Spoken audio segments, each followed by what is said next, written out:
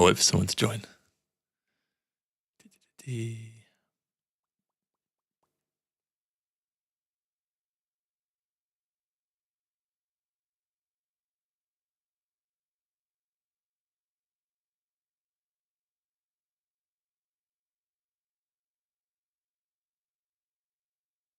Hello, evening.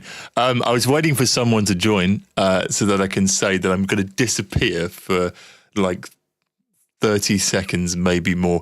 Well, I'm just going to give Laura the amp. So give me a minute, and if anyone joins and wonders where I am, then explain that I will be back in about 30 seconds to a minute.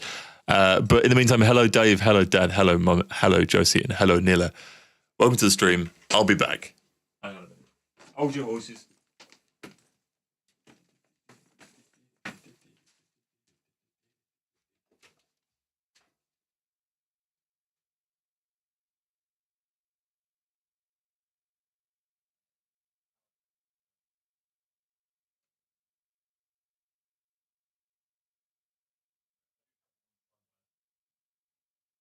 I'll have a quick look on here in case it's...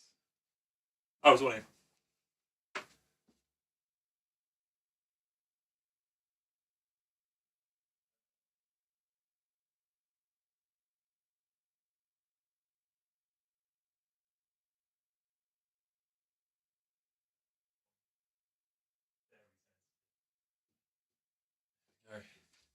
We're back. We're back. Hello. Good evening. How are you all doing? You might be able to see in shot. I have pizza. Look at that deliciousness. It's not just any pizza. It is a Suprema pizza. This is my post gig treat. Look at this bad boy. That is some premium Dr. Oetker bullshit right there. They're so good. I loathe paying €6 for a frozen pizza, but they are very nice. And if I was to get a takeaway, it would be like €20 by the time you've factored in delivery and all that shit. So actually, it's not horrendous value for money. Oh, mid-May. Excellent. So we need to get a bigger freezer before mid-May. And yeah, this is, thank you. This is an impromptu live stream of sorts, because obviously it's Tuesday. It is not Wednesday. So I fly tomorrow morning. I've forgotten what time, but I basically have to be up relatively early to get the train to the airport. And we run out of time. So I'm eating my dinner now and thought we could eat pizza and chat. Dr. Oetker and chill, anyone? Ask me questions. How have you all been? How has everyone been?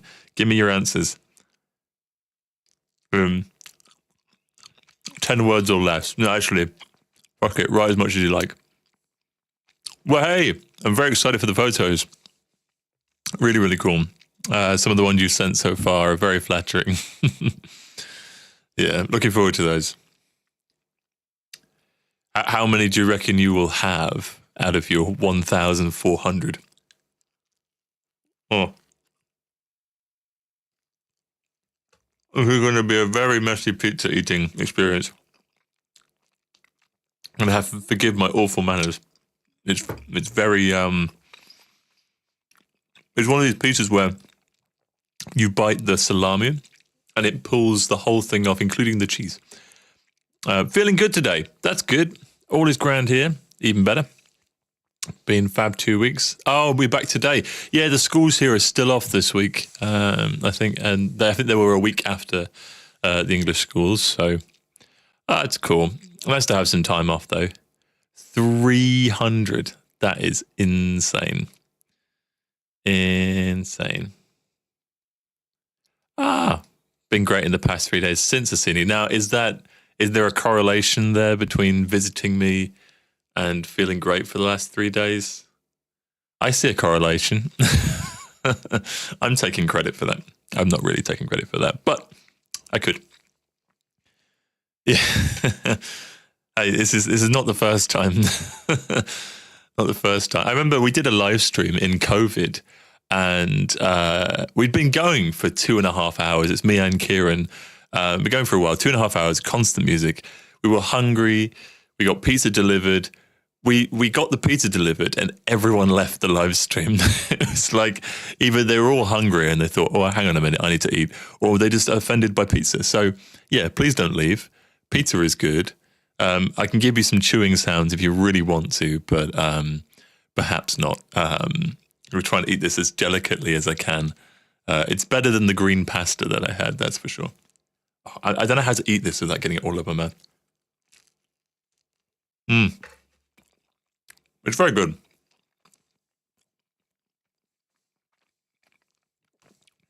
Two weeks, no pay. Well, I go months with no pay. Hanging on by a thread. Well, you're not bringing snacks, but I do have some Tony's chocolate from Denise's snack package. Not a euphemism. She brought a little snack care package to the show. Yeah, the COVID live streams are good. I want to do another live stream like that. Maybe that's an easy one to do next week. Just do some songs, set it up with a nice little background and play. It was free. I would have ordered something more expensive if I'd known that, but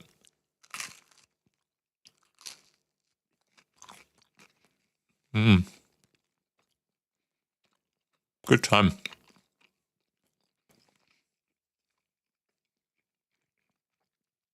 It's very nice. It's very filling. I'm through my first slice and already slightly regretting my decisions up until now. I think I potentially solved the bikes, though. That's good. Good news.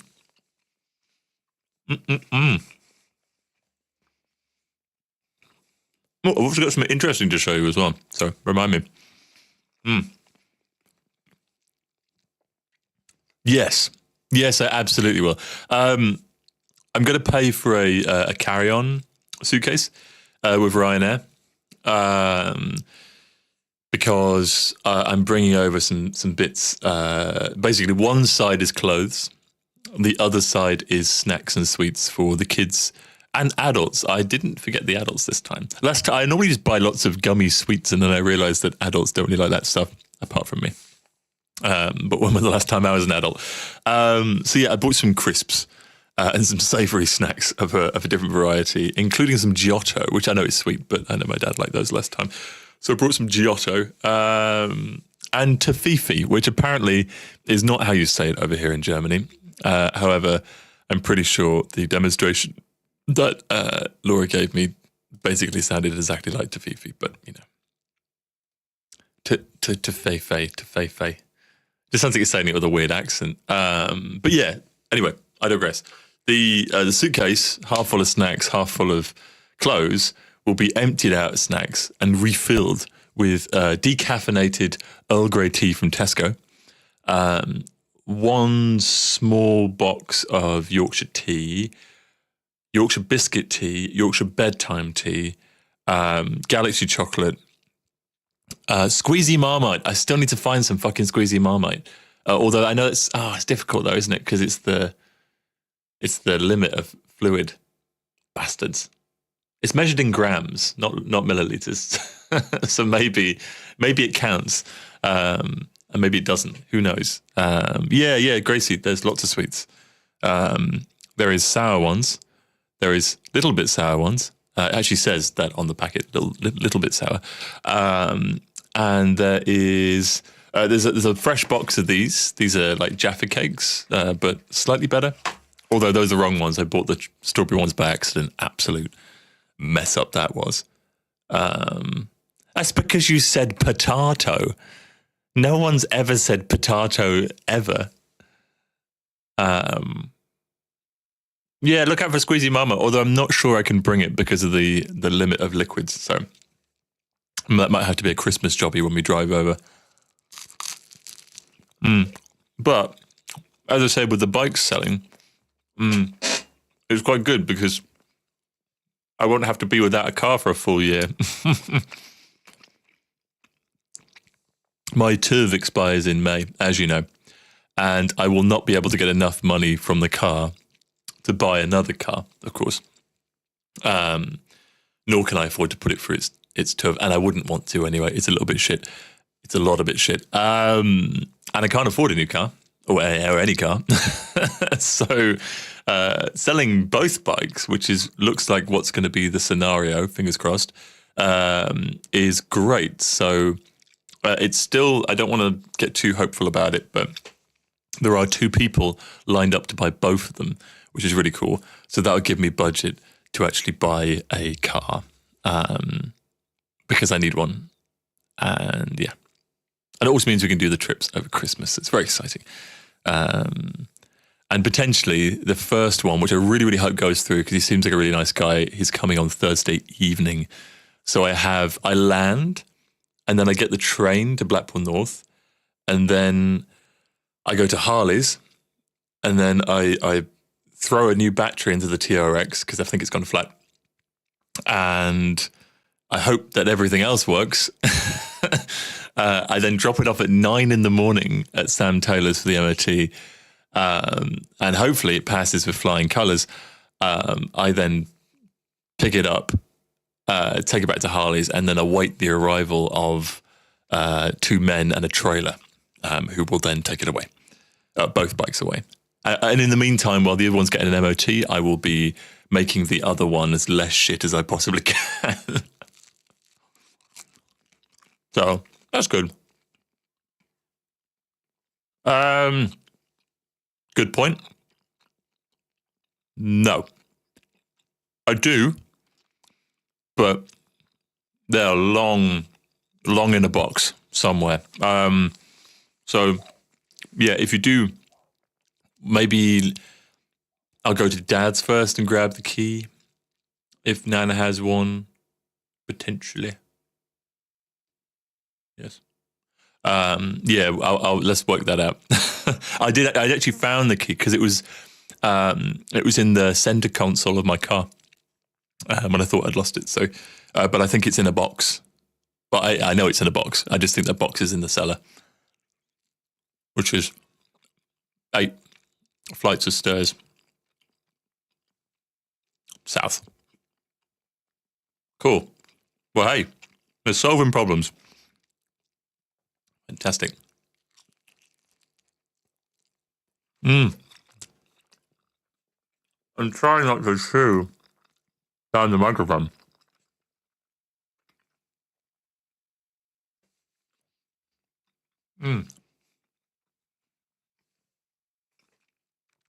So,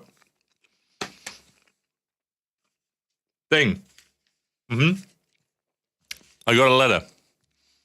A very nice letter. I'm going to do a little bit of missionary work here. I got this letter, which I'll admit at first glance looks a little bit scary because it's got hazard colours on it. But do not fear. There is nothing hazardous about this at all. This is the charity that I am a trustee for, the Castellan Africa Trust. And they recently completed a visit to the Gambia in Africa, which is very cool. And this little newsletter is a little bit of a story about what they've done and also an inventory on how some of the kids that are being sponsored and the students that are being sponsored are getting on, which is great, and about how some of the projects are getting on. So it's a little bit of an update. And then with it, there was a handwritten note, which I will show you thusly. I won't show you too much information. I'll cover up the address. But yeah, there's a handwritten note. And this was written by Mariama, who is a student that I sponsor as part of the charity. So I donate monthly and in doing so, pay for her tuition to go through university so that she can get a good qualification and get a job out there. Because it turns out it's only £600 for them to go to university. But her and her family don't even have floors in their hut. They're literally dirt floors. So finding £600 equivalent is like an absolute ridiculous prospect by any stretch of the imagination. But obviously for us, it's quite easy. So yeah. And anyway, it's all very nice, and it's a really lovely letter. She's written how grateful she is and what sort of things she's studying, and that they've recently planted some vegetables in the garden for the season, and they're already bearing some fruit, pun intended. Which is really great. They're all self-sufficient, and it seems like it's going strong, and the family are really proud of her for achieving what she's achieved so far. And then there's a nice little picture of her as well on there, holding the letter that she wrote, which is really sweet. So yeah, it's a really, really nice thing. And the charity is so small, and actually the people who run the charity, the founders and the chair and vice chair, they are in their 70s, late 70s, mid 70s. So they're no spring chickens. And they are still going out to Africa and trekking 300 odd kilometers off-road, and like proper off-road, like desert rock kind of thing, to get to these villages to deliver everything from bags of rice to tuition fees to allowance for buying, day-to-day stuff, to doing things like female hygiene products and stuff that they don't get access to. So it's like it's huge, and they're doing this, and it's crazy because the team is like, I want to say there's like 8 or 9, and they're all trustees. Everyone's a volunteer. And I am the youngest by about 40 years, like no joke. And they're doing this, and it's amazing work they're doing on a tiny, tiny budget, which I've emphasized before. They're doing this on something like around about £11,000 to £12,000 a year, which is just pennies compared to the several tens of millions that some charities are raking in. So it's so cool. And they're doing such great work. So it's nice to sort of get little things like this. And yeah. So if anyone wants to do that, by the way, feel free. The project is called Emily's, and it's about empowering women, particularly, to go through university over there, because typically in places like the Gambia, they favour the men to go off to university to get jobs. And the women are basically kind of forced, if not shoehorned, into a corner to raise a family, which obviously isn't very fair. When they can demonstrate so much amazing skills. So that's sort of it's like empowering women over there, as well as the aiding that they do over there as well, which is really, really cool. So anyway, that's my preaching done. But it's really nice. I got this through from David, the chairman. And this is really sweet. And also he wrote Herr Kyle Wilson, which is the German way of doing it, which made me chuckle. But yeah. More pizza. It's very, very cool.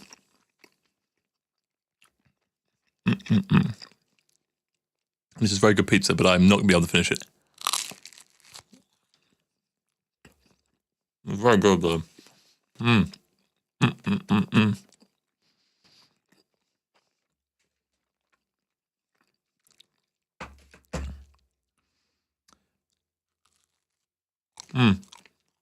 I'm trying to what else I could talk about. Oh, the show. There was a show on the weekend. Of course there was. It was very good. Good show. That's it. No, it does not. It's not great, is it? It's like, it's more a texture thing, I think. I don't love pineapple. I love pina colada all day, every day. But pineapple I'm not the biggest fan of. And then the squeaky, the ham is always squeaky. It's like squeaky ham mixed with like pineapple that kind of pops on cheese with tomato sauce. It's not a great combination of things. I'm not to say that anything doesn't belong anywhere. I mean, within reason. But yeah, anyway, not a big fan. And yeah, Utah would be great. I'd love to come to Utah. Only if I can spend a couple of weeks there and then like, yeah, I'd go to the salt flats and go really, really fast in a straight line. Although I live next to the Autobahn, so I guess I can do that. But there's something cool about doing it in America with a truck. I'm looking at getting an American car, actually. I probably will regret that decision. They're notoriously not the most reliable. But yeah, with pepperoni. Oh, God. Does orange belong on green pasta? Yeah, I'd like to know that. What do you guys take, hey? Take a green pasta, and I mean like a luminous green pasta. Does orange belong on the pesto pasta? I know the answer to this. It does not. It's one of those, yeah. It's very, very Instagrammy, that pizza. The sort of thing that an influencer would post that they had for breakfast, along with 3 boiled eggs and some sort of holy water or something stupid, awful. But yeah, I'd like to do Utah. I think, yeah, America's obviously been on the cards for a while to do a tour. I say on the cards; it's been on the want list to do for a while. Not necessarily on the cards. I think I don't know how many tickets we'd do, but maybe after a couple more festivals and we can establish a bit of a name out there, then it might work. If we can get there, and if we don't get detained for being not American enough or whatever it is. I should be very careful what I say, but yeah, it would be pretty cool though. I did very much enjoy my time in America and talk about it fondly. Oh, I forgot to say, before the show, when was it? I think it was on the Thursday, maybe the Friday. The car just stopped working. And yeah, for no reason. It literally we're just driving and then it stopped. And it wouldn't start again. And it was in the middle of the road, so we had to push it across the road into sort of a position. And then the next day, we then had to drive to Leipzig, and it worked, which is a bit of a risk. But yeah, we had that excitement to deal with. I forgot to mention that, but anyway. Yeah. Maybe not so.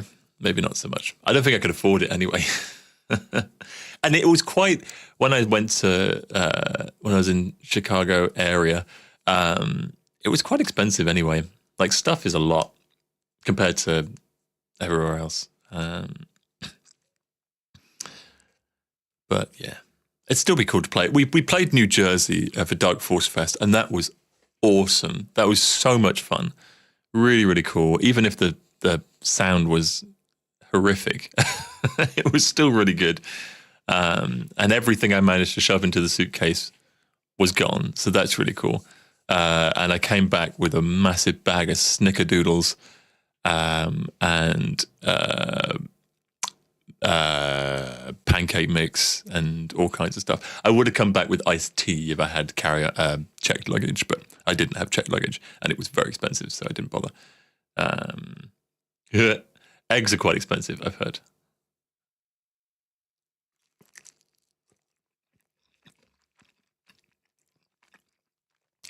But the UK is a country where our former leader thought that a Greggs sausage roll was £8.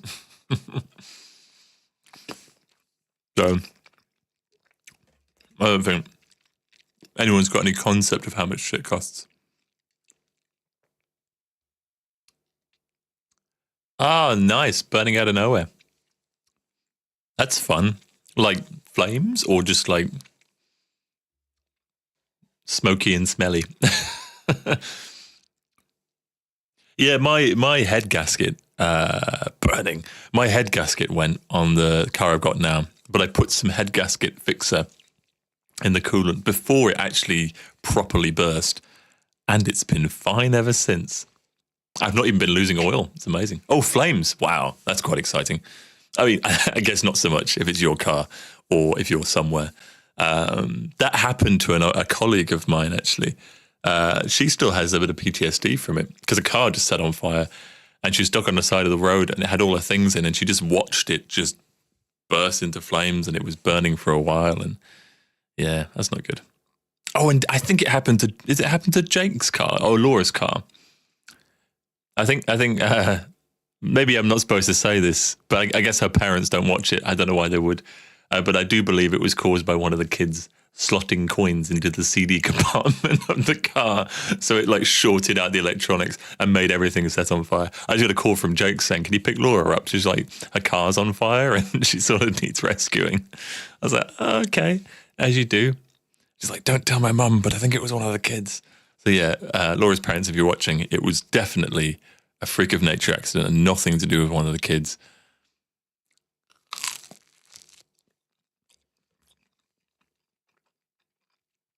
Yeah, the Honda Civic with, hey, it was worth like, what was it, 78p more than it was when. Mm-hmm. Oopsie. See, I wouldn't put money on it, but I wouldn't be surprised if it was Jake. That's the sort of thing he would do.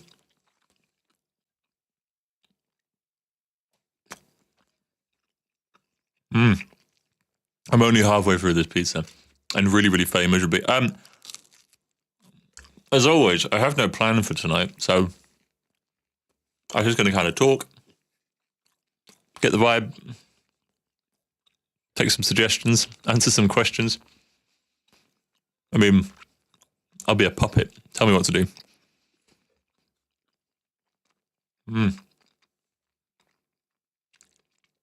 It is good though. I thought I had more important stuff to say. Can't remember.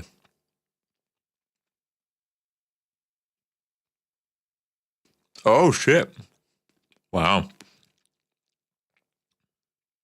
that's pretty rough. It's not funny, but it is quite funny. Like, I think if it happened to me, I'd be laughing. I'd be like, yeah, that makes sense. I guess I'll walk home. I wouldn't even walk over to the firefighters. I'd be like, yeah, it's fine. I'll get another one. Oh, okay, no worries. Thanks for coming.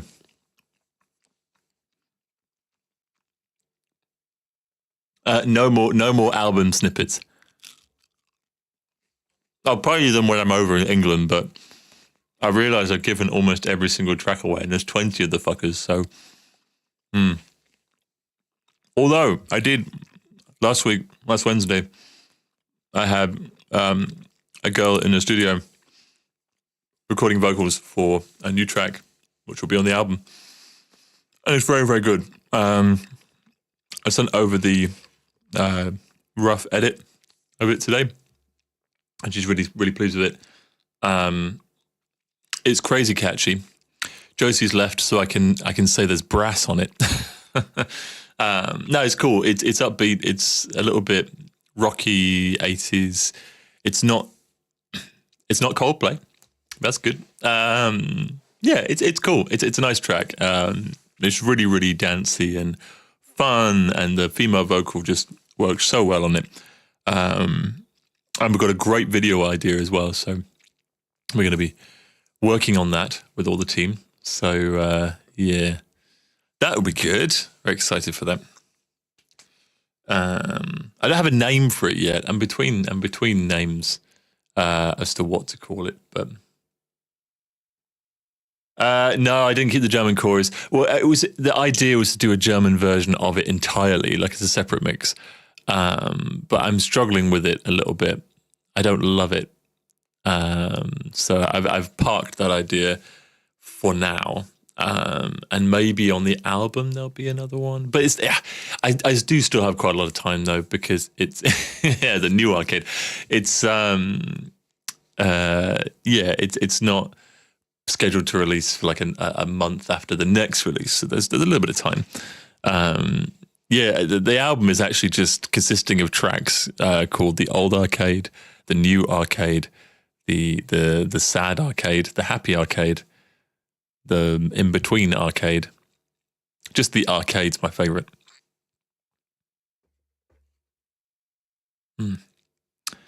I'm enjoying this pizza.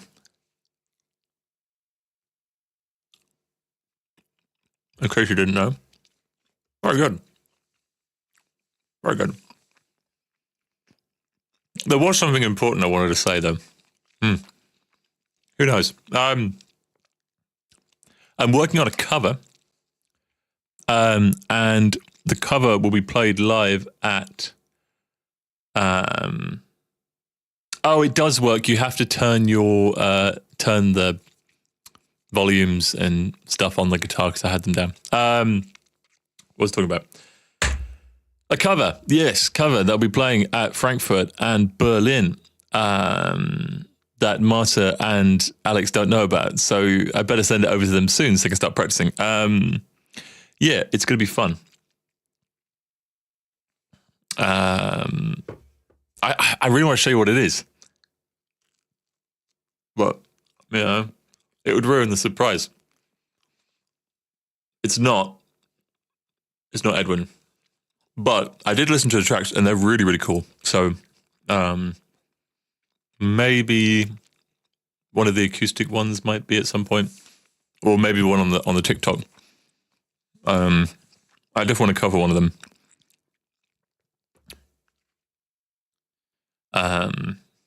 But yeah.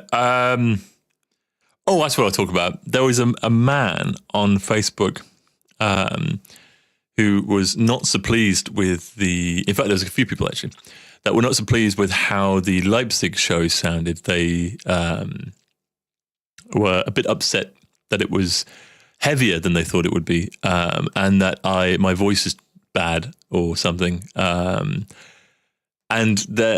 I'll be very, very diplomatic. But I think they were missing the point slightly as to what people were saying in my defense. And thank you for those people who did defend Team Auger by saying, look, you are welcome to criticize. Please do it. But maybe don't use bad language when doing it because it's a little bit like rude and upsetting.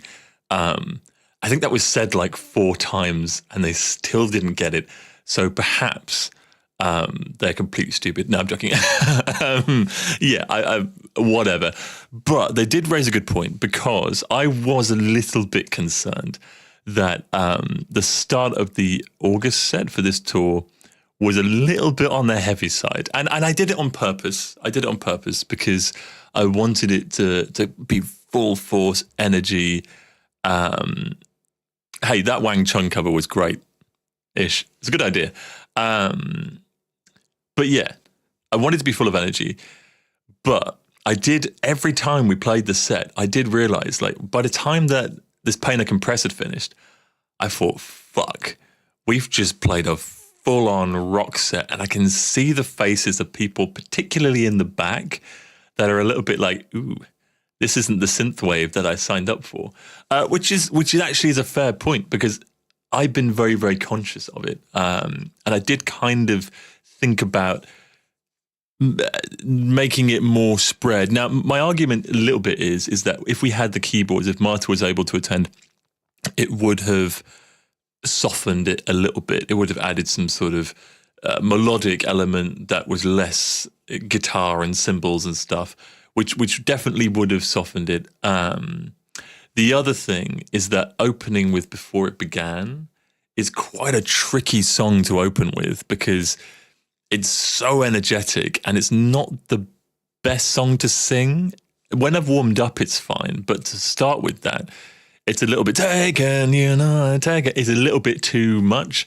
And so, yeah, anyway, I've decided to I'm going to jiggle around the set a little bit, which I wanted to do anyway. So I am going to do that. However, I think they were completely invalid on one of the points that they said, to some degree, because they said that my voice was a little bit crap. And here's my thing. And one of them, give them credit, did actually say the right thing. I focused very, very much on this tour on the performance side of things, like on the show, on the energy, on the roiling, on the dancing, on the movements, on the collaboration with people. That was definitely my primary focus. I wanted people to like get engaged and it to be high energy and stuff. Because I've never had that before. I've always been able to sing nicely, but it's always been like, it's been okay, but I've always felt it's missed something. It's been a little bit boring. So I think I put a little bit too much effort into the making it really, really energetic and engaging, and have then let the vocals slip a little bit, which is a valid point because I'm aware of it when I sing. Because also it doesn't help when you play those heavier songs, i.e. when Alex hits those cymbals a lot harder, I can't fucking hear my voice for shit. I cannot hear what I'm singing.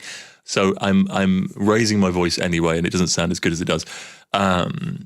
So yeah, what I want to do is kind of, I needed to do that though. I needed to get that level of performance up there. I needed to get that better to then implement that with what I'm good at, which is singing nicely.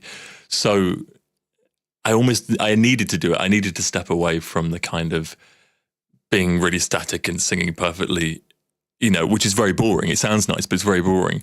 And once I've got the performance thing nailed, then it makes more sense to then combine the two. But you can't do them both at the same time. So at least not at the beginning. So anyway, that's what I'm working on. So I think I've got the performance thing nailed, and I feel a lot more confident in getting people to participate and getting the energy up. And I now want to combine that with what I'm good at, which is the singing bit. So rest assured, for anyone who was put off by the heaviness and the shoutiness of it, it's okay. I get it. But I will now use that energy and combine it with a good voice, and also find a happy medium between heavy and melodic for the next shows. Hence why I'm going to do a cover that's a little bit more softer, a little bit more flowy. And also I'm going to move the very heavy stuff around the set. It's still going to be in there, but it's going to be towards the end of the set, and to sort of help the momentum of the show going and start on a more singy note, because I think these people who said these things didn't actually watch the set. Because if you watched my cover of Wicked Game, and I am not one to brag, and I feel sick doing it, but my cover of Wicked Game was good. It was really good. That is the best I think I've ever sang that. I had woos from people who were shocked by it. So I think they had already given up hope and didn't actually listen to that. Because if you listen to that, you cannot deny that was a fucking awesome vocal performance, because I don't say that often enough, and it was. So anyway, I digress on that. But yeah, I think the reason why I was able to do that, actually, I'll go on to that. The reason why I was able to do that was because I could hear myself.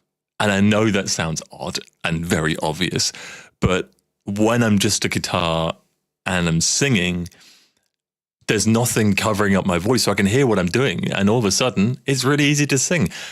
All the time outside of that, I'm competing with just noise on stage. The cymbals are like this close from my ear, and so it's a lot of things going on. So, long story short, I will move the set around to make it more melodic, more flow. Soften up some of the heavier parts and spread them out a little bit to give it more balance.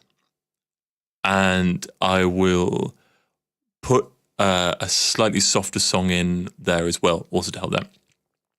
And then I have bought, drum roll, some in-ear monitors. And Dave has said it on the exact moment that I've said it. Now, I hate in-ear monitors because they are just isolating and they cut you off from everything that's happening around you. I don't like it, but I had a brainwave, and it's really stupid how simple it is. When you have in-ear monitors, normally You just have those. You don't need the speakers on stage. What if I wear this? What if I do both? Which I know sounds really obvious, but I don't know why I didn't fucking think of it. You can have the speakers and you can have the in-ear monitors. I mean, it makes so much sense. I don't know why I didn't think of that before. Like, it's so obvious. It's so clear. So anyway, that's what I'm going to do. I bought some in-ear monitors, or a wireless system, very expensive normally, but I found a good price. And I'm just going to have my voice. All the backing track, all the guitar, the drums, the keyboards, I want those out of the speakers because I want to feel the music. I don't want to hear the music. I want to feel it as well. And you only get that with big speakers. And that's why I love the monitors so much. I want to feel like the rumble of my bass, the rumble of the bass in my chest. I want to hear the guitar and how it sort of vibrates my feet as I play it. Like, I want that shit. And you can only do that with monitors. But the headphones, I will have just my voice in because that's the only thing I'm bothered about hearing more. So I will have it and I'll have the vocal in so that I can do all of these things and make it a better show. And that was my point that about this whole thing, was that I really, really don't mind criticism. Like genuinely, it kind of ekes me a little bit because I do try really, really hard and I put everything into it. So it does hurt. But I also really welcome it because I do want to be better. Like, I come from every single show thinking, right, that was great, but how can it be better? Like, and I've always done that. That's why I'm here doing this now. So, yeah, I really do welcome it. I think it's just the way that you handle it. Like, you can give criticism without using a word like that. You know, it's just a little bit. It's just mean at that point. It's only designed to hurt feelings and what, you know. But what he doesn't know is all it did was make lots of people rally around the whole subject and say that it was even better than it actually was. So it actually, you know, it did all the harm that he wanted to do. It completely backfired, and if anything, it helped me. So yeah, thanks, thanks a lot for that. And it will then be a better show because of it as well. So he has helped, and that's the whole point. Criticism is welcome. Bastard. Anyway, moving on. Yes, I know, Nila, you and Laura very, very much enjoyed the Wicked Game cover. If anyone wants to listen to the cover, I have two versions.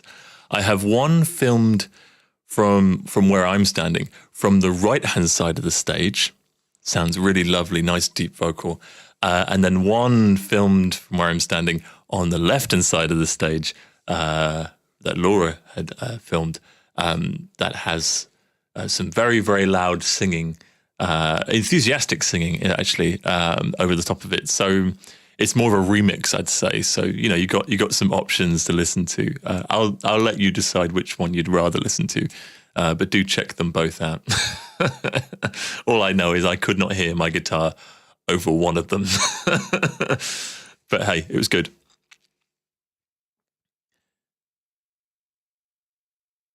Yeah, and that's the good thing. Yeah, the long term about hearing, I think that's a good point as well. I think it's good because it does mean I don't have to have everything so pushed on stage, or even if I do, my ears are actually protected anyway with the headphones. So it does help. It solves multiple issues. And yes, I know I get to choose the set, but at the same time, I'm there to please people. You know, that's why they bought tickets and they invested in their time and their schedule and their money to come.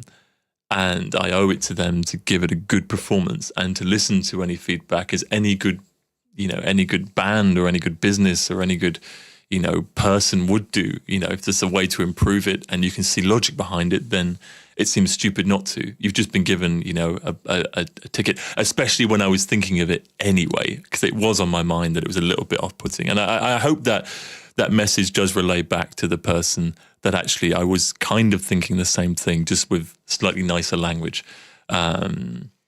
Because, yeah, I want it to be good. If it's not good, then I haven't done a good job. You know, I get one chance to do this kind of thing at every city, and it has to be as absolute best that I can do. So I'm not going to take any risks with that. Like, I'm not going to do anything that that could jeopardize that. And if there's a way to improve it, I'm going to bloody well do it, because I'm running out of ways to do it because I've been doing it for so long. It's hard to see where the new option is. But anyway.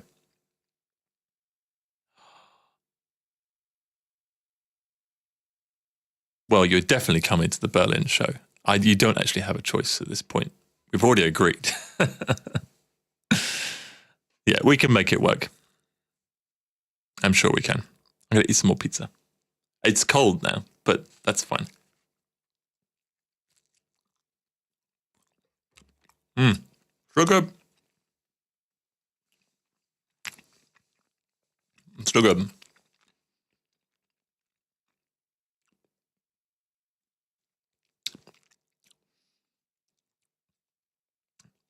Yes. Anything else to report? No. I think that's it on the show front. I did well on merch. That's always good. Lots of t-shirts shifted. So I hope there's more people dotting about wearing the Auger shirts. It was nice to see, actually. The whole thing was just full of Auger shirts. It was quite mad. Hello, Denise. Welcome to the stream. We've been on a rant, actually, for the past little while. If you want to clue yourself up in a rant, you can treat yourself to some on-demand pay-per-view Auger later. We're eating pizza. Well, I'm eating pizza. You're not. It's a Suprema one. It's one of the fancy ones. Well, that was the other surprise. Denise showed up at the Leipzig show. That was very, very happy. Oh, with chocolate, which I have.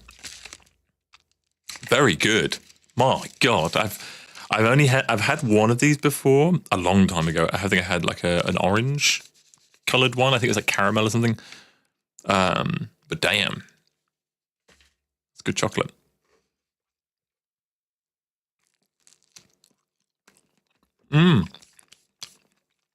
For mum, kids, whatever to try. I bought a Dick Man's, which always makes me chuckle whenever I see it on the shelf. What makes me chuckle even more is what they used to be called, and I will not say that on the stream because I'll get cancelled. But if you want to look that up, feel free to do so. Ranting and pizza, yes, and it's exactly what I'm doing. I've talked about a lot of things. There's been a lot of ranting. Oh, you like the Lindt chocolates? Good. They're really, really nice. They do have a lot of good Lindt chocolate. They actually have Eierlikör Lindt chocolate as I've forgotten the English word. What's the English word? Eggnog. Eggnog?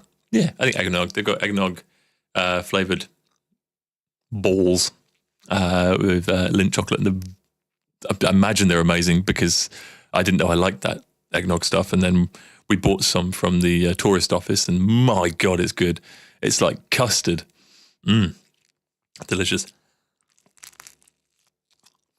It's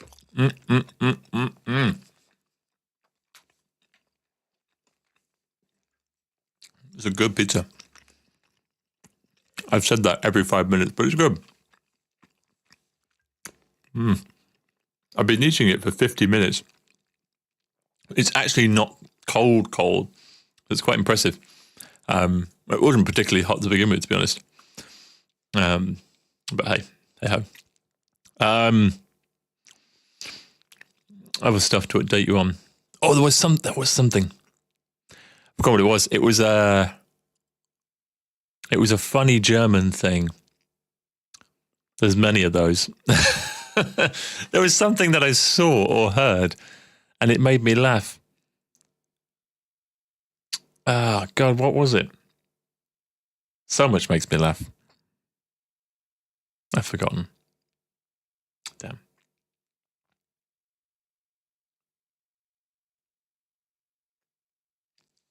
Crazy. I feel like I need to scroll because I think it came to me when I was scrolling.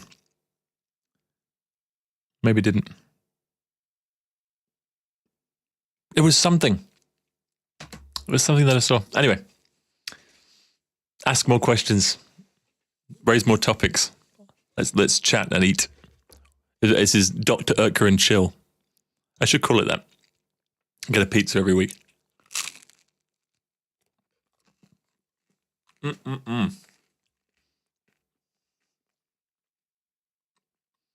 Oh no, come into that one.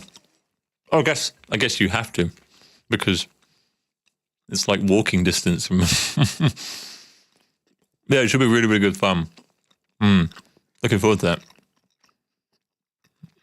Although, I did think it'd be really nice to do a show as like under the stars, and it's like really nice and romantic.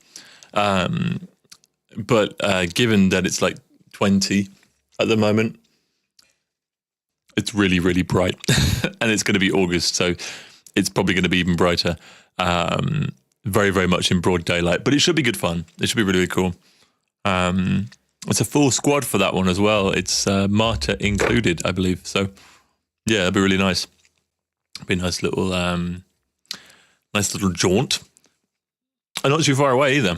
I think even for us, it's only a couple of hours at most. Hopefully in a new car. Who knows? Fucking hope so, actually. Oh, that's actually the plan. I forgot to say for all the mum listening.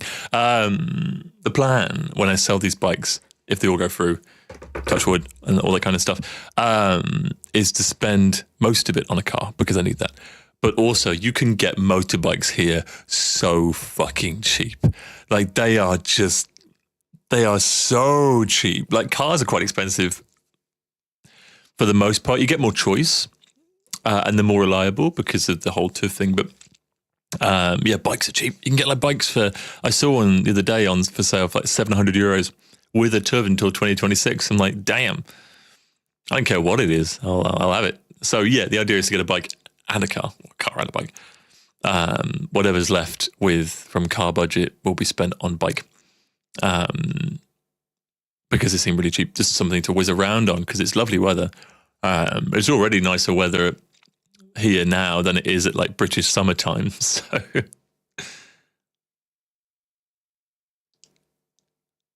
I did pass it first time. Much to my surprise, actually. The story of that is, I guess it's the same because we were in the EU when I did it, and that's why I can drive here now forever without having to redo the test. But the driving test is in two parts. I didn't mean to do three, two parts. And the first part is is a theory test where you've got to answer lots of questions about scenarios. If someone slams on their brakes in front of you, stopping distances. If you see someone dead at the side of the road, how many bandages do you put on him before you hop on your leg and call the police?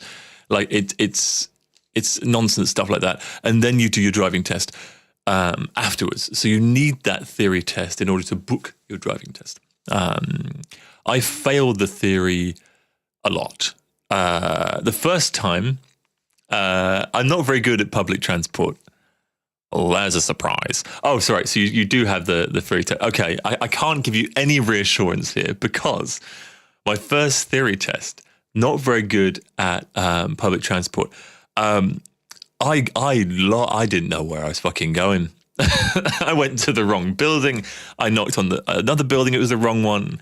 By this time, my appointment had lapsed, and so that was a waste of money. The next time I booked it, I failed. The passing threshold's really high, and I failed. Hazard perception, no problem. Just a game, really easy. The questions are stupid. It's stupid. But yeah, I failed twice. So technically I failed 3 times, but I didn't show up for the first one. So I failed twice, passed once. Driving test, practical one, I just passed. And I don't know how, because the first thing, it has changed since then. This was a while ago. The first thing I had to do was reverse around a corner. Which I don't know why they've removed, because I actually use that quite a lot. I reverse around a lot of corners. But anyway, you have to reverse around a corner and do it in one smooth movement, or rather in 3 smooth, continuous movements, I guess if you broke it down. I did it in about 48. It was very much like, missed the curb. And I thought, you know what? I have cocked that up royally. But then I carried on with the test, and the guy said, "Well, I'm pleased to say, Mr. Wilson, you have passed." And I was like, the first thing I said was, "Really?" And he was like, "Yeah, yeah." I was like, "Oh, okay." I did not expect that. So yeah, I did pass it. The theory test is stupid. I hope they've changed it, and you should be fine, because I don't think I ever got 97% on a mock test.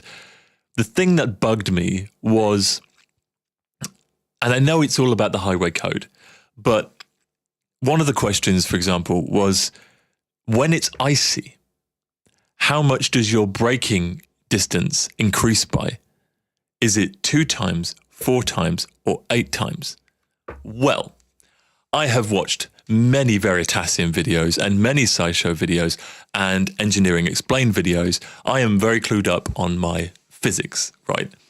And depending on how much friction there is between the contact patch of the wheel and the ice and the coefficient of drag, that like it could be infinite. So I overthought all of the questions, and I didn't like it, because it's like, if you put your brakes on and it's icy, depending on how icy it is, it could be infinite times. Like technically, like depending on the how much momentum you're carrying, you could slide for fucking miles. Like there's nothing saying that you're going to stop. So I found it very, very stupid and unclear, because it's like, as you say, it's 4 times, but it's not. I bet you there's a 10,000 examples where it's 8 times, and sometimes when it's only 2. I think it all depends on the tires. It all depends on the ABS system. It depends on traction control. It depends on so many variables. If your car has like the Audis are fit with Quattro all-wheel drive systems that have ice detection modes in them, and they can actually power the wheels whilst you're stopping to increase, rather decrease your stopping distance, so they can stop even sooner. Whereas, if I'm driving around in a 1990 Sierra Estate, I'm going to fucking slide until I fall off the edge of the flat Earth. It's ridiculous. So anyway, like just research the answer to that one, and it's fine. I did it again for my motorbike one, and I did fail twice. No, I failed once actually for my motorbike one, and then I passed. But here's the thing that you should know about me. I am a horrible, horrible student. I'm terrible at studying. I really look at it and I'm like, I don't want to do it. I scroll on these apps that try and help you with the stupid theory test thing, and I don't want to do it. So I only really practiced like a little bit, and clearly not enough.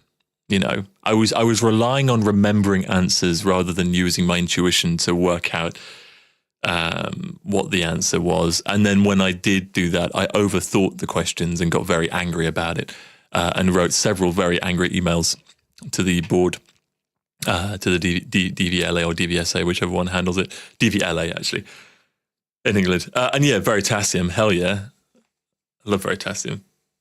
Been watching Veritasium for a very, very, very, very, very long time. Yeah, my education YouTube is like that's basically my pastime.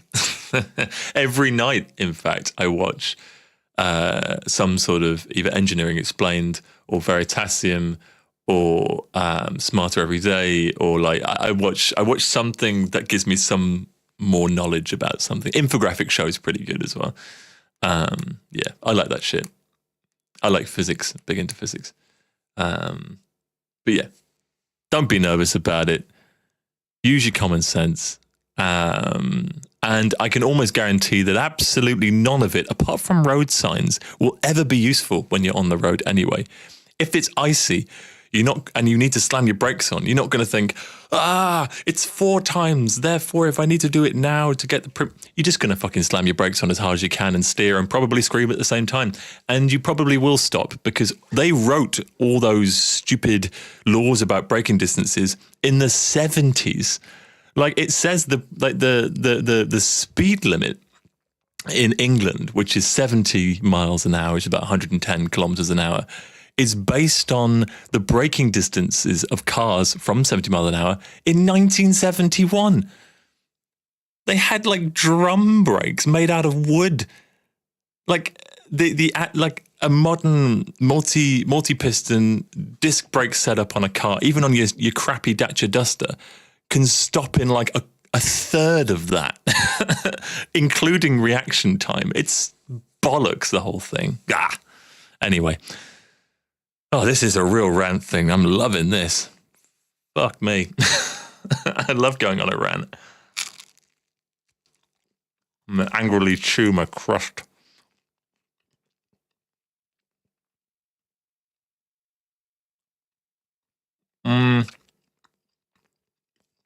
It's very stupid. The only good thing is the hazard perception, where you get like really incredible graphics on the UK ones. It's actually CGI. It's all generated. And they're driving down the street and like these little incidents happen and you've got to tap the button within a certain time frame of it happening. But the graphics are so good. And I always think like, why can't we have this in games? Because it's like, I didn't realize that it was generated until after I'd failed it twice. And I looked it up and I was like, the generator, I was like, no fucking way. And then I found a folder online that had all the clips in. I shouldn't say that, but I did. Yeah, boring and stressful. I have a driving license for cars and for bikes. It's good fun. My bike driving license, though, my bike license was a very, very long time getting. I think it took me 3 tries, maybe 4 tries, and it's like £200 a time. Absolutely rinse me. Oh, does Jenny drive now, by the way? I forgot to check in on this. I know that she has a car and has had one for years because someone old gave it to her and she loved it and now she hates it. And so she probably loves it again because it's been a few months. I'll happily give her some driving tips as long as I can drive. Yeah, I did it. It bankrupted me, but I did it.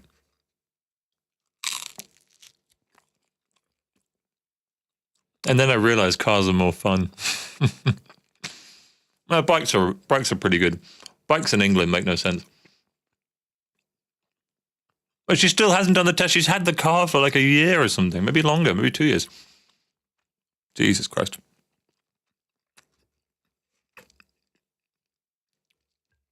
She's still angry at me for selling my old car. She loved that thing. Yeah, well, I was going to hire a car when I was tomorrow, but I'd have to hire it from Wednesday to Sunday, and it's like extortionate. So, yes, I saw that. I think you sent me the picture of that with the Fist and Valor on the sign. That's so funny. I mean, what are the chances of that?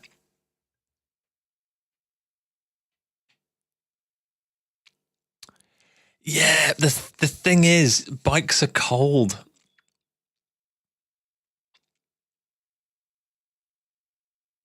Oh, I did. Because I rode for years when I got my license when I was 16, and I rode absolutely everywhere on my bikes, on my 50cc's and my 125s. And my 50cc could do 70. That thing was awesome. But yeah, when you've driven like a sporty car that's like easy to drive, they are pretty good. Like you've got this kind of you've got this acceleration that you get in a bike, but also like you feel it a little bit more because you're kind of pushed into your seat, and you've got like this kind of I can go anywhere kind of thing. So it's pretty cool. I do love bikes. I do, but I think I value being comfortable, and I thought I wanted something really fast, and then I got something really fast, and it turns out it's not fun. It's easier to get something slow, or not necessarily slow. Bikes aren't really slow, but something a little bit more downsized, like the Tenere, and a bit like your bike, Harley, the Africa Twin. The Tenere, I will say this: I've ridden the TRX quite a lot. The Tenere, driving home from mum's house to your garage late at night, was the most fun I've ever had on a motorbike. Like by far. Like it doesn't even measure. Like, okay, that road that we did on the ride out over the big viaduct and stuff on the TRX, very, very cool. I still had more fun riding that because you can actually throw it around, and that's more fun. It doesn't matter. I'm doing it like 30 miles an hour. I don't care. It's just that's more fun. You get more of that fast acceleration, like from low speeds, and you can kind of you can feel it a bit more and be a bit more playful with it, and yeah, it's definitely a lot more fun. Just than I ever had on a bike. But yeah, but then I got the Golf. I got the Golf GTD, and that thing was nuts. It was super, super fast. That, if you drive one of those, and like, or even the Golf R, if you actually drive one of those, my God, like, because I wasn't convinced that you could have the same amount of fun in a car that you could on a bike, because I love bikes and I'm very sort of biased towards them. But driving that Golf around the same sort of roads and you know, enthusiastically that you would do on a bike is incredible fun. Like really, really fun. And actually, because you haven't got that slight like not danger element, but that slight feeling that was a bit fast. If I don't want to go too fast on here in case I fuck it up, I can't really slam on my brakes here. I'll go a little bit easier here, because you're on a bike and you can topple or you can skid. You can't really do that in a car. So you have a lot more, your limits, even on the same limits, is like higher, like for like. So you can, not just saying you take more risks with it, but you can certainly like get more out of the road with something like that without fear of dying. And then if the worst does happen and you do come off, you're in a very, very well protected bubble with curtain airbags. That thing had so many airbags, it's ridiculous. But yeah, honestly, like I was always a bit skeptical about cars in general, like sporty sort of things in general compared to bikes. But after driving that Golf, like really, it is awesome. And then the fact that I can sleep in it if I wanted to. And it's got air conditioning and heating and all these lovely things and Android and all that kind of thing. Or I can take it anywhere, literally anywhere. It doesn't matter how hot or cold or whatever. It will go anywhere. It will take anything. I could live out of it if I wanted to. There's a more sense of freedom with that even than you get on a bike because of that element of it. And it's just as quick. Like, because it's diesel. Like it's yeah. Well, the VW you got, I think, has 126 PS, and the GTD that I had 200, but also had like 500 Newton meters of torque. It was ridiculous, like twice the amount of torque. Oh my God, it's so much fun, so much fun. You've got a roller. Rollers are cool though. That's another thing. Like, I don't know if it's like a roller, like a moped, or it's one of those like little scooter things. But mopeds are great fun because, again, they're super easy to throw around, and you have like a torque on it that's just fun. And yeah, hoverboards are amazing as well. When we worked at this electronics store called Maplin, me, Jake, and Harley all worked there at the same time. We had one of those hoverboard things. And we used to serve customers stood on these hoverboards, and we'd kind of go and kind of whiz to the next customer and serve them on it. We got so good at it, and it's quite a tight shop, and we could move around everything. Great fun. I love those things. Then we had to send them back because they were blowing up or something like that. So stupid.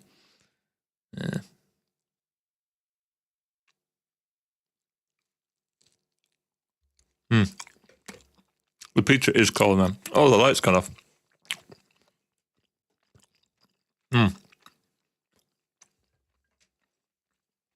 We're in a mood lighting now. Turn the ISO up a notch, so I'm not so dark. A bit yellowy now, though.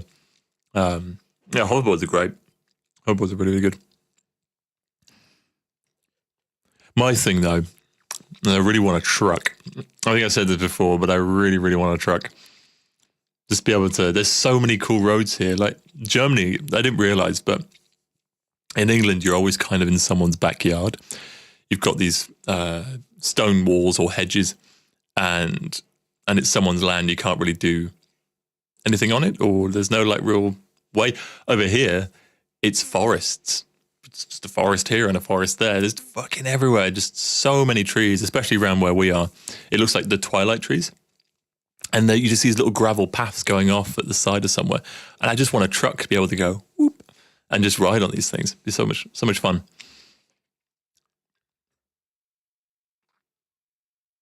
Ah, cool. Yeah, I like your thing you did today. It was amazing. Really, really cool.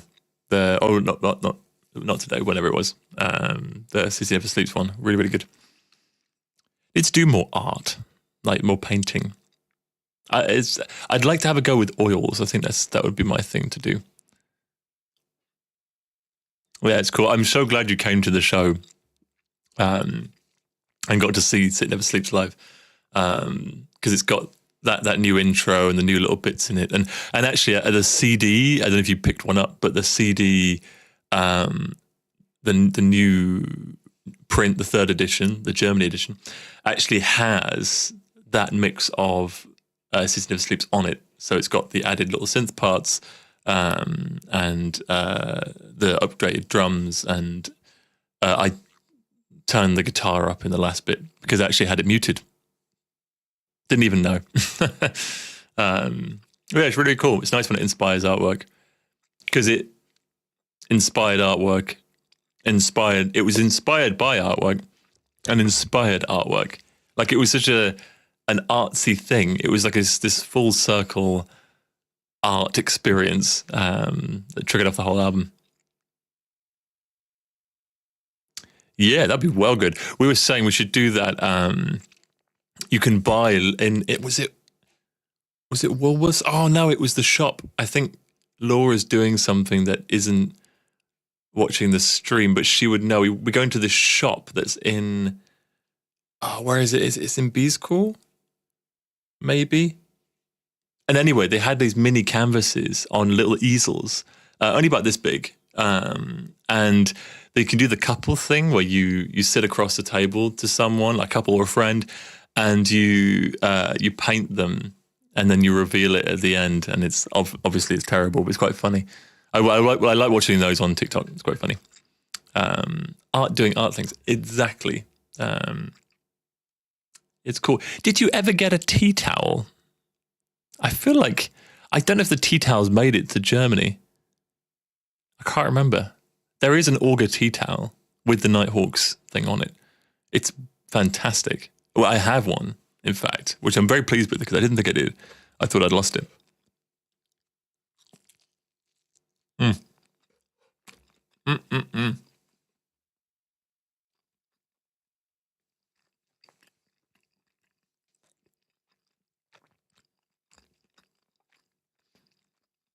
Good pizza. Okay. The 3 question marks following that suggest that you don't know. You got the last one in Bristol. Yes, I remember that. In fact, wasn't that the one that you bought? You already had one, and we were like, "Who wants it?" Yeah, they were awesome. Really nice quality as well. Like, I sent a massive email back to the company who did them, saying like thank you for them, because I couldn't believe the quality. It was so nice that the color was so much depth to it.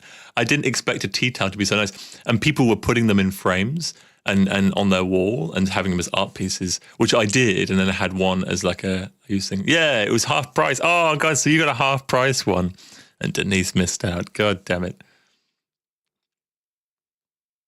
They're cool. I said we have one in the cupboard. We have an Auger display cupboard with all the Auger memorabilia, lanyards, and one-off things in there, as well as a Auger t-shirt shelf with all the t-shirts. Every single t-shirt, apart from one t-shirt. And do I have a picture? Oh, it's on my old phone. I have a picture of my t-shirt on my old phone. I have a picture of the man who bought it. Bastard. Oh, that's nice. Yeah, you need a tea towel. You still have a tea towel? Cool. Yeah, I think Harley, I think you had two, because you had one that you were going to keep nice and then one you're going to use. But actually, to be fair, the ones that are used, they do hold up quite well, which I'm quite pleased with. Well, I think Harley's rubbing his hands together. How much money can you make now? Yeah, you probably do. There's a couple that went astray. So the substance one, the facing angels of their wings, Steven sold mine unknowingly. Like, to his defense, he didn't realize I took it off on the tour. We used it as the display model. He then sold that display model, which is bad because I'd slept in it for 4 days of the tour. So it wasn't the cleanest of t-shirts. And then I got a picture of him on my phone so that if I ever saw him in the street, I could tackle him to the ground and force him to give up his garments. But yeah, so I don't have that one. And I think there's maybe one more that I don't have, but there's been a lot. And there's never been a reprint. Technically, there was one instance where it was the same print, as Josie will know, because I forced her to buy both. There was one instance where it was the same design, but on a different t-shirt. One was a Jildan soft style. The other one was a Jildan heavy cotton. Different t-shirt. So they've always been limited. But yeah. I won't tell you that. Anyway. I was going to say, Jake, bless him, and Laura, I this is not a bad thing at all. They didn't mean to do it. They were so kind in letting me live with them for a couple of months before I moved to Germany, and they washed my things, which is amazing. And they washed my things a lot, which was really, really nice. They have a little bit shrunk all my Auger t-shirts. So the reason why they're on the display is because they don't actually fit me anymore. They're all like really on the thing. But hey, it was probably good because it means that I'm not wearing them out and we can actually display them. I'm going to get the frames. You can put them in and stick them on the wall, make a big wall somewhere. But yeah, I'm a little bit sad about it, but it's fine.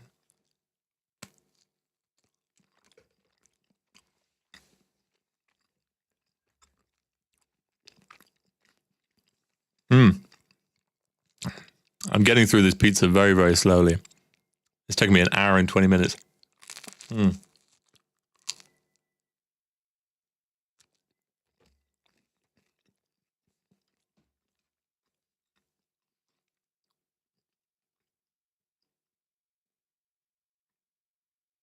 just checked the weather, actually, in the UK. What's it like? Should I bring a coat?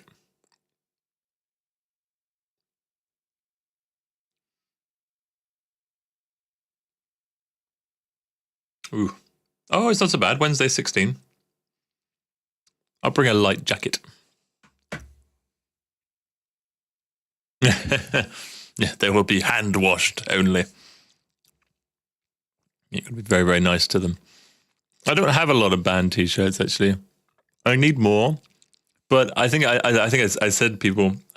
told people, this t-shirt I'm wearing now, which is from New Yorker.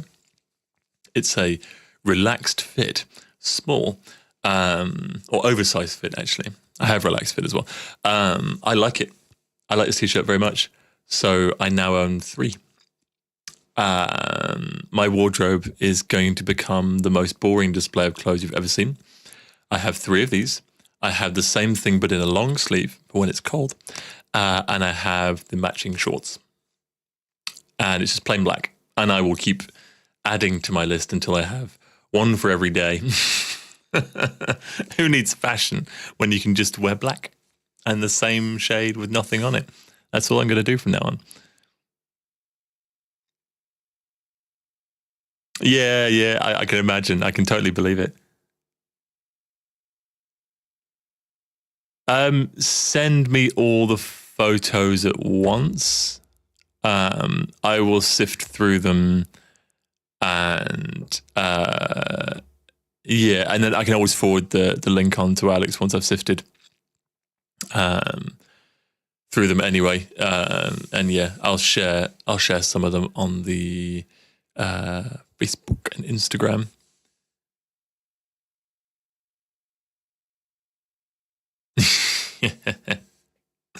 That's cool. We used to do like a distressed look. I think some of them actually have that kind of like distressed, torn lettering anyway, which is, you know, quite good because it means you're less precious when you wash it. I wanted to do a tie-dye one. Oh, actually, Stephen had a good idea about having some front row t-shirts, and I can hear some Scouse ears pricking up at the idea of front row t-shirts, and also the bank like actually cancelling Dave's bank account right now. But I put a picture of the tea towel on the live stream thread. Ah, cool. Thanks, Dave. But yeah, I thought about doing some front row t-shirts that have maybe the logo on them, maybe embroidered or something quite nice to make them stand out, but also across the back to say like Team Auger or something, like a bit like sports lettering across the top. But only do them in like a really limited run, like, and then yeah, maybe do more as the front row gets bigger with each venue. I think the front row at the moment is probably, how many would you say? Maybe like 20 or so. And as it gets into the hundreds, you know, there might be more to be made. But this is something not really to profit on, but something to kind of celebrate those front row people so that they can proudly wear their front row exclusive t-shirt. I need to come up with a cool design for it anyway that makes it different, and something that you'd actually want to wear. Maybe I'll get like a moisture wicking one. So like even though you're raving in the front row or mosh pitting, apparently, which is something that we now do at Leipzig. I told you I was worried it's a bit rocky and they start fucking mosh pitting. But yeah, like moisture wicking, so it can keep you dry during your dancing. Maybe it's glow in the dark so that we can spot you. But like, get the glow in the dark ones. They've got money. Yeah, I'm sure it is, Dave. You know my bank details. Just send them over already, and I'll get them made.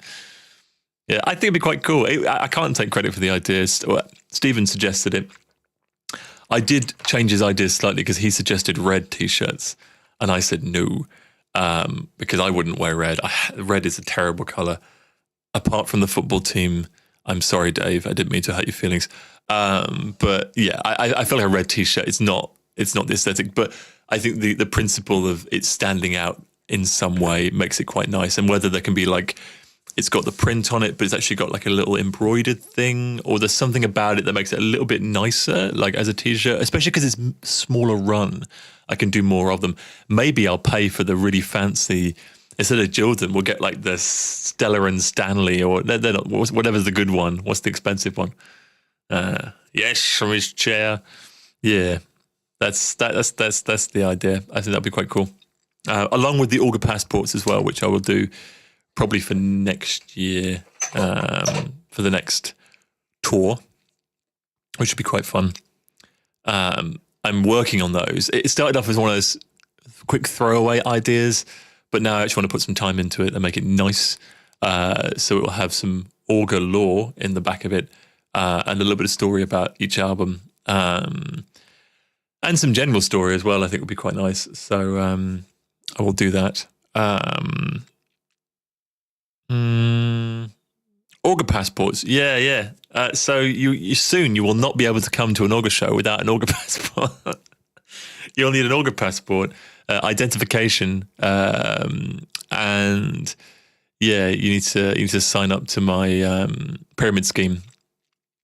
Yeah, the idea was it would be a book about this sort of size as these crystal pens, or maybe more passport size, and then in it. It would have some information about Auger, like some history, some nice little fun facts, and it will have nice pages. And the idea is that you take it to a show, and I use my Auger official stamp of approval and stamp it, and you can write the date in as to what the show was, and I will then stamp that date. And you can collect lots of stamps, a bit like you would in a passport, where you have lots of stamps in the passport. That was my idea. I thought it'd be quite cool. I mentioned it a long time ago. I was going to do it for this tour, but again, I bit off more than I can chew. And then I thought that actually I can make something quite interesting from it. So, yeah, it'd be quite fun. Just a nice little thing that only some people will have. Like, again, a limited run. And you can have your Auger passport, come and stamp it. And yeah, you can compete with how many stamps. And I did say to Dave and Karen that I would backdate. There you go. He's reading my mind today. I would backdate your stamps, and you'll have to remind me how many I need to backdate. But you also need to write all the dates in as well. We just go. I might need another stamp actually. By the time I stamped both your front pages. Which should be quite good. I also want to make sure I find paper that is that can take ink and not like glossy or anything like that, which I'd be tempted to do, but obviously it will make it smudge. So, but also I don't want it to be really thin because I want it to last. Like I want it to be a nice thing you keep. So, I mean, maybe I'll ask the UK government how to get passports printed. I feel like they got a really good deal. How many millions did they spend on that passport before? Oh, it's the wrong shade of blue. You have a full list. Good. I'm glad you do. Speaking of full list, I actually have a full list of Auger shows, and there's a lot of them. Like a lot of them. We've done well over 100. I think we've done 140 now. Will there be Auger stickers too? Yes. Yes, I don't know why I keep forgetting to order them. Remind me to do that. Next time I'm ordering something, I'll be talking about it on the live stream when I'm ordering something. I need to do that. I wonder if I can get them for the show. Aha. I have a plan to get you to the show. Let's try and get them for Berlin. And let's do them in a really limited run, so you have to come in order to get them. There we go. That's the kind of manipulation I need. Yeah, I don't know why I forget to do stickers. They're quite inexpensive, and I've got the design for it. So, yeah, I'll try and remember to do that for Berlin if I can. Yeah, there's that. Was it Via Machendruck? They do good turnaround, and they're pretty cheap as well. So it'd be nice to get them in like a little, like the die cut ones. I got the shape on them a little bit nicer. And if I get them cheap enough, there might just be like a freebie thing, and the more places you can stick them, the better. Ooh, I've had an idea. Oh God, I've had an idea. It's just basically I've made more work for myself, but no, I've thought of something I can do quite good with them. Aha! I win. Pizza is cold now. Can confirm. Oh yeah, we've had Auger stickers. We had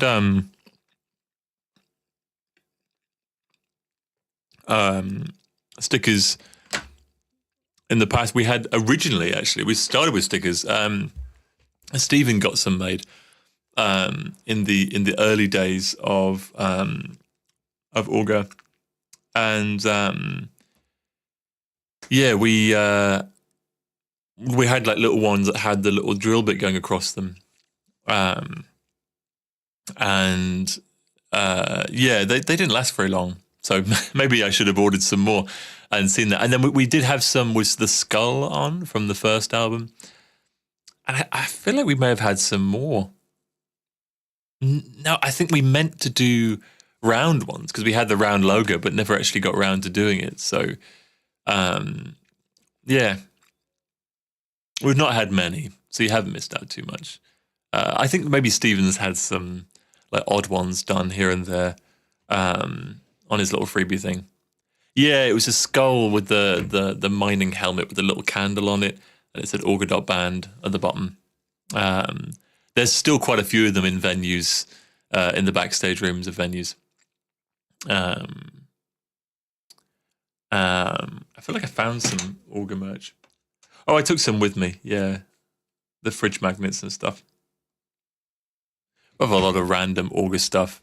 My thing, I don't know why I didn't think about this as a rant earlier. This will be my last rant of the day, and then I'll leave you all in peace. Thermal cups, the ones that keep your drink hot. Absolute pointless. And I know it's going to affect a lot of people, or offend a lot of people. Laura loves hers, and she does actually use it, and it does look pretty convenient. But I just can't use them. I make a cup of tea to drink a cup of tea. I don't want to keep it hot for a long time. Very, very pointless. Because then it's just too hot to drink forever, and then I end up just taking the lid off and then drinking it anyway. I don't drink a tea to take with me. I make a tea to drink it. But anyway, that got me on thinking. I am in search for a coffee cup, a travel coffee cup, but not one that keeps it warm, just one with a lid. Because believe it or not, if you put a lid on something, it tends to keep it a lot warmer for a lot longer anyway, without it being like this, the temperature of the surface of the sun every time you try and take a sip. So yeah, I was looking for like a really fair enough. I was looking for a really simple black coffee cup with a black lid, a bit like the Starbucks ones that you get or takeaway ones that you get, but like made out of plastic. And you can get them, but they're too cheap. They're like €4 or something like that. And I get that there's not a lot of technology going on, but they're also not the best made things in the world. I would really like a really well made coffee cuppy thing made out of plastic that doesn't keep my drink warm outside of just having a lid which keeps it warm anyway, but just stops it from spilling as I walk or as I drive. That's all I want, because I make a tea to drink a tea. And why is no one making this? So anyway, I went down a rabbit hole and I found a manufacturer and a manufacturing plant that will make them. And I'm thinking of doing Auger ones, but then I'm also concerned that my opinion on this whole travel cup thing is a very niche opinion, and I am in fact wrong in the eyes of basically everyone else, and therefore no one will buy my coffee cups. But I figured if I put an Auger logo on them, then they might do. But at the same time, I kind of don't want to put an Auger logo on it. I want to keep it really, really like stealth, black coffee cup, black lid, glossy lid, very important. And yeah, so that's what I want to do. And I don't want like the ceramic ones with the rubber lids. No, I just want a plastic fucking coffee cup with a lid that looks like in the shape of a Starbucks one. And maybe I'll put like a black logo on the black thing, so it's like you can see it from one angle. Maybe that's too much. Maybe it's even more simple than that, and it's just on the lip, really, really small Auger. It's it's purely for my own thing, and here's my logic behind it. So you can't buy these nice coffee cups on their own. They only sell the cheap ones, but you can have really nice ones made. So that's why I thought, okay, if I make them, I might be able to sell them.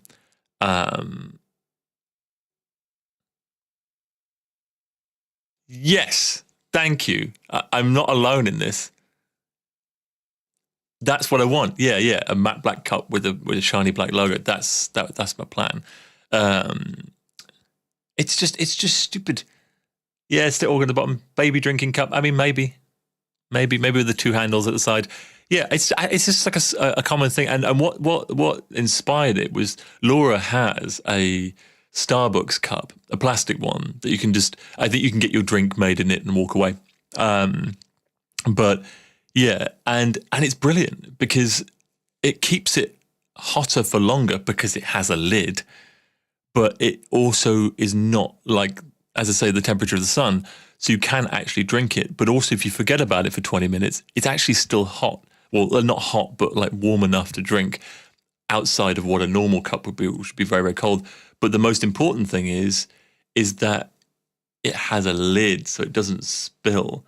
And that's what I mean. Like these travel cups, they're stupid. I don't want to keep it warm for 12 hours. And why would I pay an extra 50 euros to have it warm for another 4 hours? If it's taken me 16 fucking hours to drink my cup of tea, I've clearly forgotten about it. And it's probably bad by that point. I mean, the milk's gone horrible. There's no point. Like, what's the point of? That's what I don't get. Like, these companies compete with each other by saying, "Oh well, ours lasts an extra 8 hours hot." It's like, dude, if it takes you 8 more hours to drink your brew, then like, just you clearly didn't want one. Just make another one. By that point, like, oh man, it's so stupid. It's like solving a problem that doesn't even exist. Anyway, that was a real rant, and again, I enjoyed it. Fantastic. Yeah, I was thinking Auger on the bottom would be quite cool. It'd be cool to have Auger embossed on the bottom. And then when people go to the beach and they drink their tea at the beach, maybe it's iced coffee. When they lift it up, it leaves an Auger stamp on it. Yeah, it's like it'd be a viral thing, like man shouts at dragons in furious rant about how crap other products are, and they hand him over millions to design his very, very simple product that no one seems to make. Well, they do, but they're too cheap. Like I 4 euros is not enough. I don't mind spending 10 or 15, or like the Stanley ones or the thermos ones where you spend like 30, 40, 50 euros on. I don't mind. Oh, I've been asked if I had my phone. I do. Inspiration. Laura's stuck an Auger Miners sticker on her knockoff Stanley Cup. A knockoff Stanley Cup, by the way, that was only €9.99 from Woolworths. Woolworths still exists, by the way, in Germany. And it's fantastic. It's so good. Like, I wouldn't use it for something hot, but it's great for keeping things cool. Great for just having water in. But it's really nice quality. There you go. Something like that.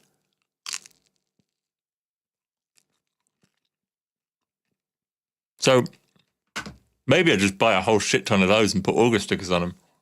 It prints the Auger stickers, and I have mugs to sell. Just don't wash them. It'll come off.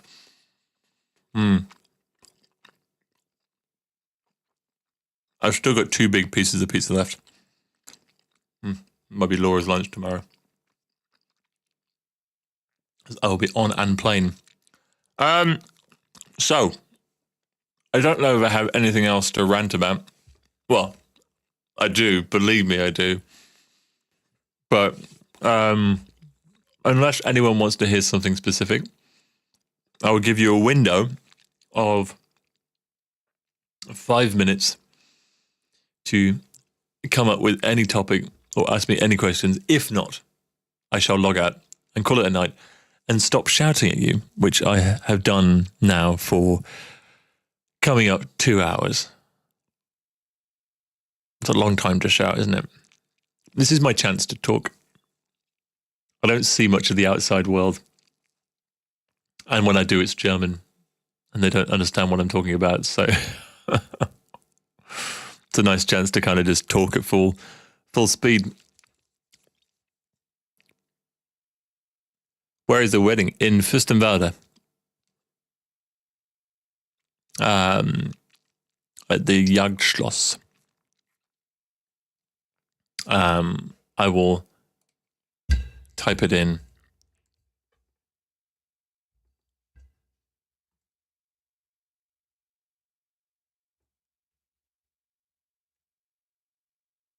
There. It's like a 10-minute walk from where we live. So, yeah. You'll find it when you're actually here. depending on what day you get here as well. We'll talk about logistics about how to get around and stuff.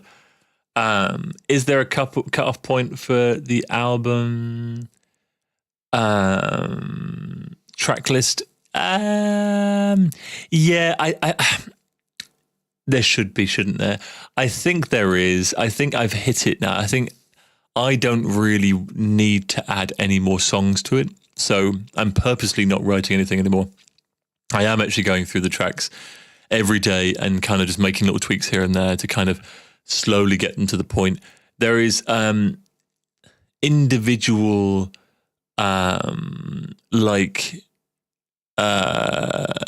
deadlines for the singles that will come out as part of the album promotion. So yeah, there are those, but they're all pretty far in advance from today. And I'm hoping to have the album done before even like the third or fourth deadline. I'm hoping to have them all finished. I have a man who's mastering them, or mastering the first single. Oh, see you later, Denise. Babysitting duties, enjoy.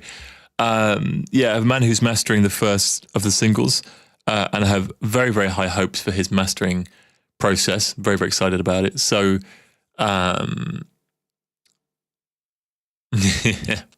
that's very true. So yeah,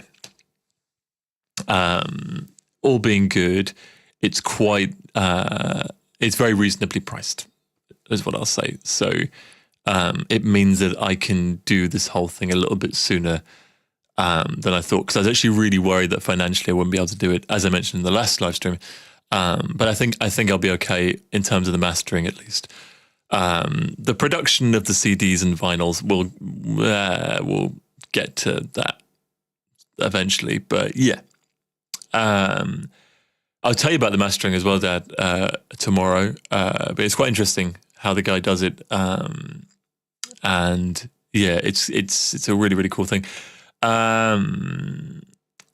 The next single, yeah, I think I may have pushed it back till June, just to be on the safe side. And I'm glad that I did, actually, because I believe the mastering guy is still in Spain at the moment. He's on holiday, and he comes back next week. So he can't master it until then anyway. So yeah, I think I pushed it back to June, but I will announce the date soon as well. And yeah, you can hear the latest version of it as well. I'll play that for you when I'm round. Any collabs planned for the next album? Yes, there is one with this new singer that I mentioned before. She's very, very talented, and she's added something really nice to the song. There will be another one with a Mr. Isaac Howlett from Empathy Test, hopefully, if he has enough time to get it done. He has loads of time to get it done, because I've made it the last single, and then even if it's not a single, it's then has an extra few weeks before it needs to be submitted for the album. So I'm giving him all the time in the world to hopefully make that become a reality. If he doesn't want to sing on it, I can't sing on it, I have someone else in mind for that song who I think will do a good job as well. So they're the only two that I have so far. But I'm going to listen to the tracks, and if there's something else on there that I think I can send it to someone, then I think I will do, because I would like another one on there. There's a few more people I want to hit and piggyback on their followers, and likewise, it benefits everyone. But I want to make sure it's a track that I love, but not love too much that I don't want it just to be me singing on it. So it's a balance, really. Same with the Isaac one. Like, I love that track, and I would just love to be the one singing on it. But I think if he then sang on it as well, it would just be even more special. But some of the tracks, I'm like, no one's touching this one. It's mine. Although the new track is up there with my absolute favorite Auger tracks I've ever done. The one that the singers sung on. It's so catchy. It's so good. I'd like, oh man, it's got brass in it, for crying out loud. Like, and in a really subtle way, in an Arcade Fire kind of way. not in like a brass section kind of thing. It's just you'll understand when you hear it. It's really cool, and the drums are. Oof, it's a really really cool kit that I've got.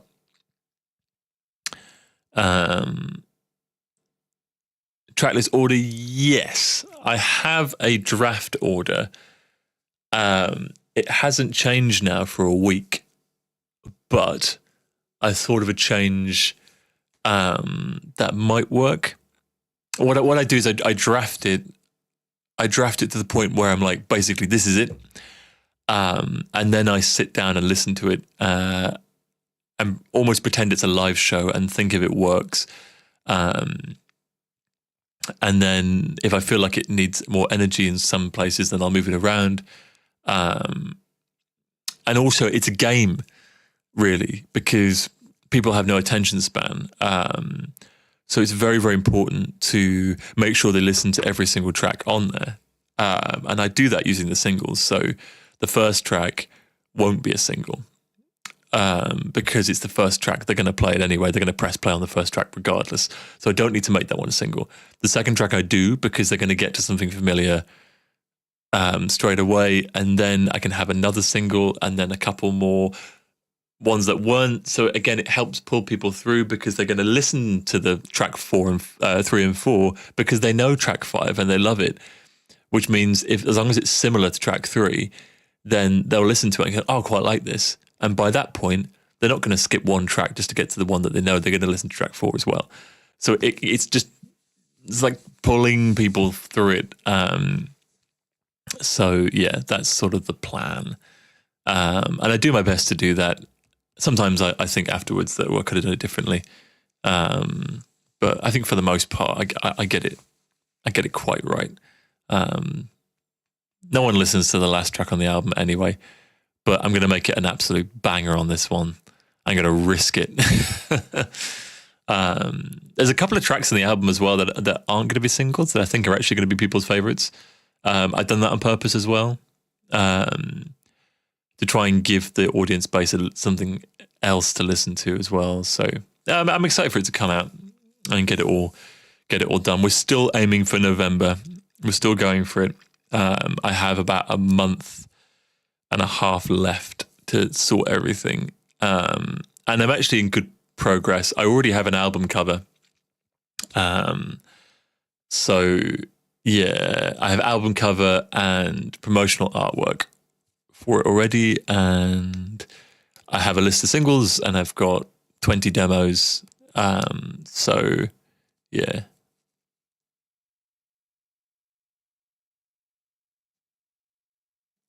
Yeah, absolutely. Yeah, really blend it. Yeah, Forever Mine and Alone. Yeah, same sort of thing. I knew there'd be some people's favorites because they're commercial in a way that they're just melodic and interesting to listen to, and they've got the right elements to it, but not making them a single is a good idea. Just to get people to listen to it. Whereas other tracks I knew wouldn't be, like Sis Never Sleeps, I knew wouldn't be a single, but it didn't have to be because it's the first track, so you're going to listen to it anyway. Because the next track's Oxygen, which you like anyway, so you may as well just listen to the first one. So works pretty well. Right, I am actually going to end there because I'm thirsty and I'm tired. All of a sudden, I'm actually quite tired. So yeah, I need to look at all my flight shit and work out how I'm going to get to the airport and stuff. So I will leave you all to it. And thank you very much for joining the live stream as always. And yeah, I'll see you all at the next one, which is next week. Yeah, now on the 30th. Oh, that'll be nice. Cool. It'll be a week, depending on what time I can get my bike sorted. So yeah, I'll keep you posted. Oh, we're going now, Josie. But yeah, thanks very much.